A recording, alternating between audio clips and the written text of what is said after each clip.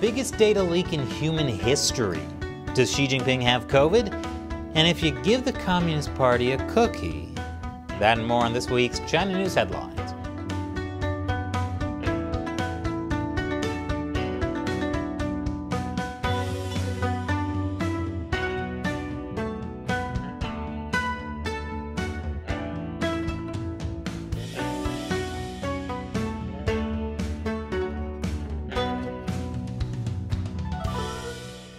Welcome to China Uncensored. I'm Chris Chappell. This episode is sponsored by Surfshark. You should be using a VPN like Surfshark to protect yourself whenever you go online.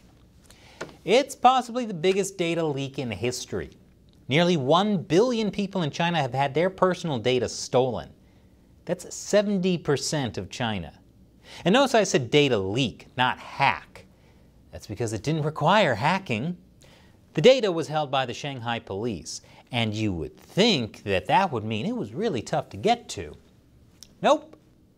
As has happened in the past in China, the personal data was left unsecured and publicly accessible for more than a year, until someone just walked in and took it last month.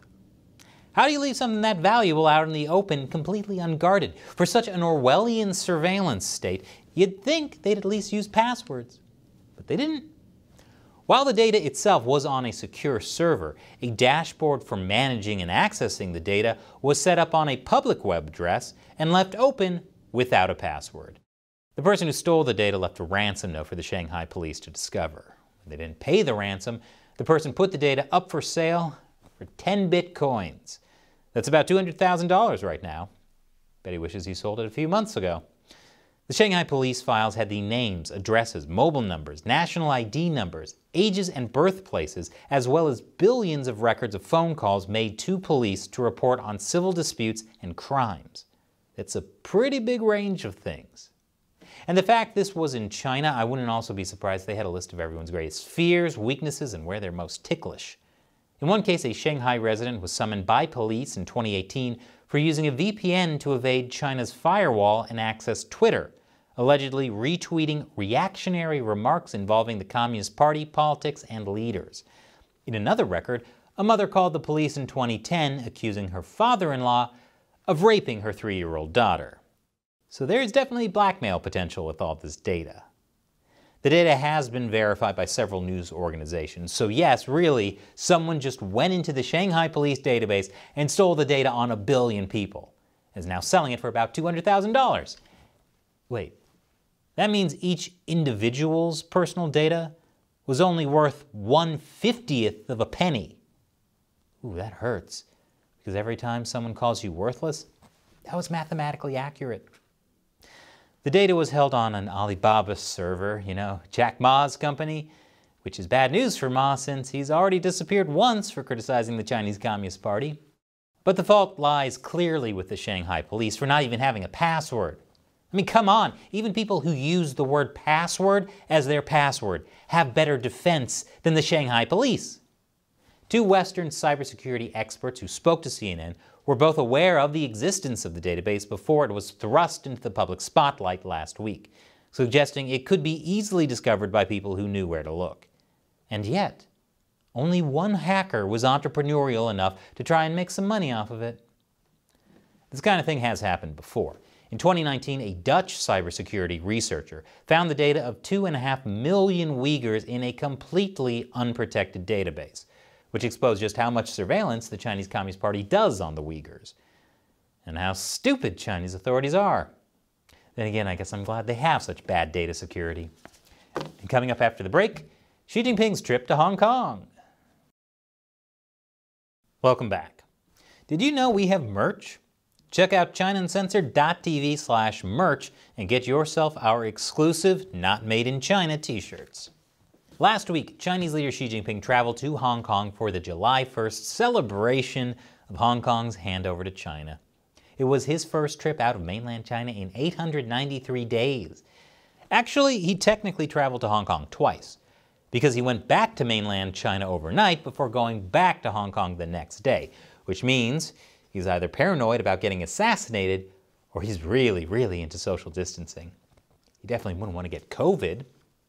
Speaking of, one of the Hong Kong lawmakers he met during his trip just tested positive for COVID. Wow. Imagine if Xi Jinping got COVID. That'd be like going on a diet, then the first slice of pizza you have in 2 years has a cockroach on it. But also, he's the one that helped cockroaches spread in pizzerias around the world, so I wouldn't feel too bad about it.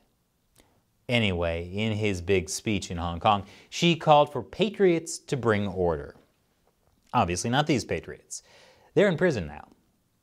But it's been interesting seeing who did not show up for Xi Jinping's trip. Most media were prohibited from covering the visit. That wasn't too surprising. But you know who else didn't show up? Tung Chee-hwa, the former Hong Kong chief executive and vice chairman of the communist rubber stamp legislature. He apparently hasn't been seen in almost a year. He was a close ally of former Chinese leader Jiang Zemin. You know, Xi Jinping's greatest enemy? I'm sure he's fine. And coming up after the break, Russia and China might not be seeing eye to eye. Welcome back. U.S. Secretary of State Antony Blinken and Chinese Foreign Minister Wang Yi are meeting this week on the sidelines of the G20 Foreign Ministers meeting in Bali. And proving that the Chinese Communist Party is the master of diplomacy, China decided to use the days leading up to it to criticize the U.S. and NATO. Ugh. China's like that person that always badmouths you online, but then is nice to you to your face. Dude, we follow each other on Instagram. I saw what you wrote about me.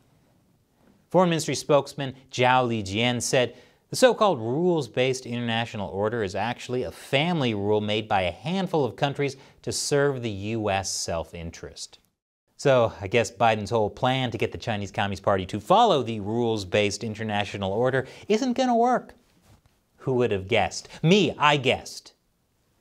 But I'm sure in a few days when Biden rolls back Trump-era China tariffs, that'll bring China to the negotiating table. After all, when you give an authoritarian regime what it wants in exchange for nothing, they'll be really grateful and respect you a lot. And they'll definitely work with you on climate change. This isn't a character from the latest Wes Anderson movie. This is Xiao Jianhua, a Chinese-Canadian businessman and one of China's richest men. A tycoon that has business interests and investment interests spread through many different areas of the financial circles and reported links to some of the richest and most powerful families in China. Until he disappeared 5 years ago after being abducted from a hotel in Hong Kong. Now he's facing trial without consular access, which is wrong. Unless he was arrested by the fashion police, because how is it okay to be that rich and still go outside looking like 2/3 of a stoplight? Anyway, the Canadian embassy said Canada made several requests to attend the trial proceedings of Canadian citizen Mr. Xiao Jianhua. Our attendance was denied by Chinese authorities. Apparently that trial is the hardest ticket to get since Hamilton.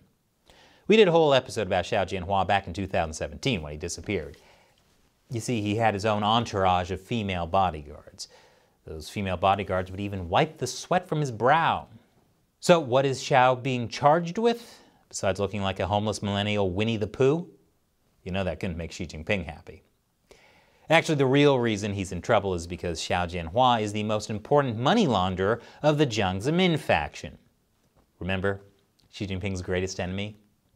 So clearly being a Canadian citizen isn't going to help the guy, especially because of how close Justin Trudeau is to the Chinese Communist Party.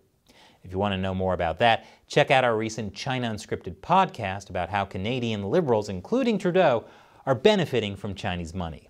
Link is below. Then again, as we saw with Biden, if you give the Chinese Communist Party everything at once, I'm sure they'll take you seriously. Xi Jinping and Vladimir Putin are pretty close. After all, Xi Jinping once gave Putin a best friend medal. Right before the invasion of Ukraine, Russia and China announced there was no limit to their friendship.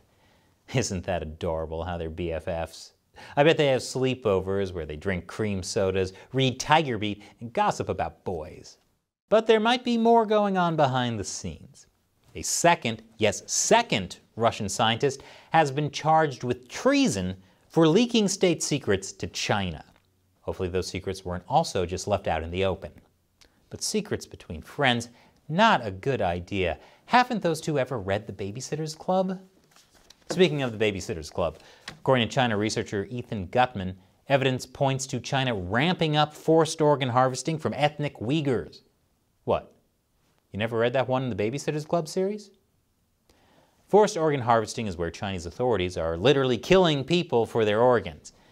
But don't worry, just the bad people, like Uyghurs, and Tibetans, and Christians, and Falun Gong. For this to happen, Chinese authorities forced doctors to also be executioners, because the victims would have been alive at the time of heart extraction and the surgeons would have been executioners. How widespread is this? Well, it's hard to know exactly, but at airports in Xinjiang, there are express lanes like this for transporting organs.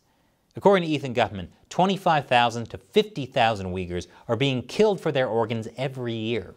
This system was first set up to get organs from Falun Gong practitioners, but according to Gutman, the Falun Gong organ supply has mostly been used up, so now Uyghurs are being volunteered. The incredibly corrupt Prime Minister of the Solomon Islands says he wants a permanent policing arrangement with China. He said it was to deal with internal threats. In other words, his own people, who want him to step down for selling out their country to China. But the world is full of people who want to appease the Chinese Communist Party. Burma's military junta is expediting Belt and Road projects.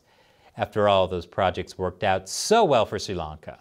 And the Pope himself says he really hopes the Vatican-China deal will be renewed. This is the deal where the officially atheist Chinese Communist Party gets to appoint Catholic bishops in China. This was something the Communist Party wanted for ages. And as we know, when you give an authoritarian regime what it wants in exchange for nothing, they'll be really grateful and respect you a lot.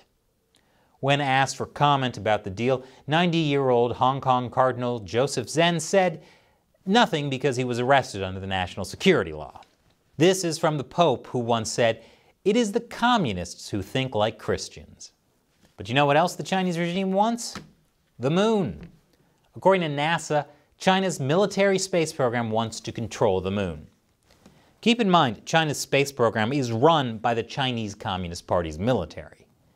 NASA Administrator Bill Nelson said, "We must be very concerned that China is landing on the moon and saying, 'It's ours now, and you stay out.'" Yeah, that sounds about right. China's calling dibs on the moon, or as they now refer to it, Space Taiwan. This episode is sponsored by Surfshark. Surfshark was recently rated Editor's Choice for the best VPN for privacy and security by PC Mag. That's because Surfshark can protect you from hackers and government surveillance whenever you go online. Now, you might think that only authoritarian countries like China monitor their citizens' internet behavior, but guess what? The US government does it too. That's why Surfshark keeps a server in the British Virgin Islands. You can use that for maximum privacy because the laws there allow Surfshark to not keep any user data logs. So if you haven't yet, check out Surfshark. When you sign up using the link below, you'll get 83% off a 2-year plan, plus 3 extra months for free. So go to surfshark.com/uncensored and use the code uncensored to secure this deal. The link is below. Once again, I'm Chris Chappell. Thanks for watching China Uncensored.